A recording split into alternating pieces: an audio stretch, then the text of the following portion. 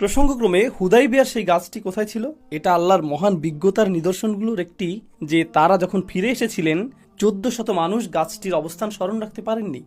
ব্যাপারটা বিস্ময়কর। এক ব্যক্তি বলেছিলেন, আমার ঠিক মনে আছে এর অবস্থানটি কোথায়, কিন্তু আমি বলতে পারছি না, কারণ আমি অন্ধ হয়ে গিয়েছি।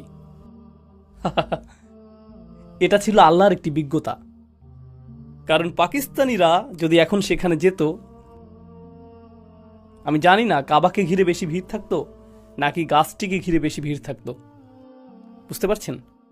তো এটা আল্লাহর বিজ্ঞতার একটা নিদর্শন যে গাছটির চিহ্ন মুছে গেছে, কারণ না হলে সেটা ভিন্ন কিছুতে পরিণত হতো। মানুষের ডালপালা ঘরে নিয়ে রাখত, মানুষের পাতা সংগ্রহ করত, তারা মাটি খুঁড়ে এর শিকড় বের করার চেষ্টা করত, তারা সেই মাটিও সংগ্রহ করত। সব ধরনের ব্যাপার ঘটে যেত সেই গাছটির কারণে। এটা আসলে সেই উপায়গুলোর একটি যার মাধ্যমে আল্লাহ আমাদের ধর্মকে সুরক্ষিত রেখেছেন শিরকের মধ্যে পতিত